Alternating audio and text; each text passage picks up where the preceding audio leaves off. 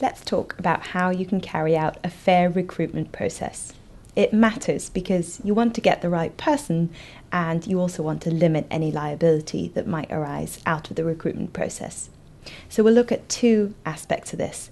First, we'll talk about discrimination and then we'll talk about offers. So turning first to discrimination. Job applicants, like employees, have the right not to be discriminated against on the grounds of protected characteristics.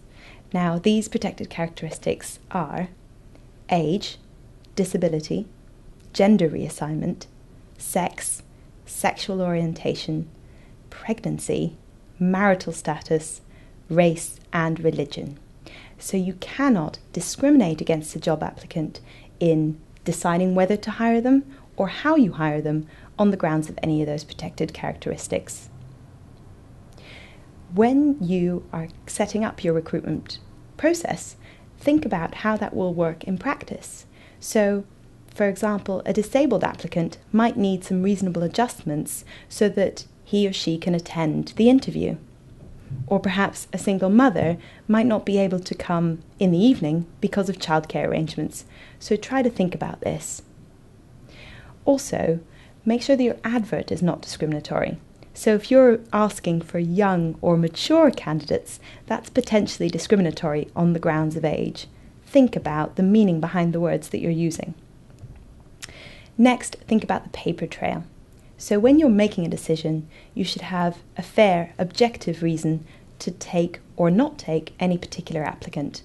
And the documents should reflect that fair, objective reason, rather than a reason that's based on someone's own subjective opinion. When you're keeping documents, though, remember that the Data Protection Act will apply. So let applicants know what you're going to do with their information and that you'll keep it. And when you do keep it, make sure you don't do that for any longer than is necessary to keep a record of your process. Think also about equal opportunities. It's good practice to have an equal opportunities policy because it sets an expectation and an encouragement for potential applicants, and it also reminds you to make sure that your practices are not discriminatory. Next, let's talk about offers. So, if you make an offer, do it in writing, or at least follow it up in writing.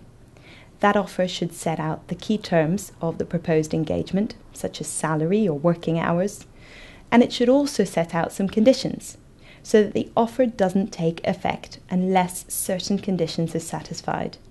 What kind of conditions? Well, you might want to check references first, or, as we'll talk about later, you might need to carry out some background checks. Now, references are always helpful. They give you some sort of second opinion, or at least a confirmation of what the job applicant has told you.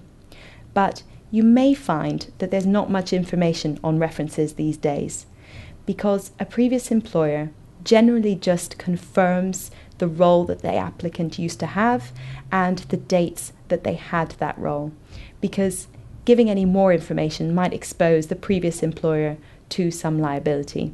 So don't be surprised or disappointed if you don't get much information out of references. Sometimes you might need to withdraw an offer. Now, if you've made your offer conditional on certain checks that haven't been satisfied, then you can simply say that the offer no longer applies. You might say that it's too late to accept the offer if there's a time for acceptance in the offer letter. But say that you're trying to withdraw the offer after it's been accepted. Well, then you've possibly got a contract in place. So to terminate that, you might have to give the notice that the individual would be entitled to under the contract. So be careful of that. And remember also that any reason for withdrawing an offer must not be discriminatory.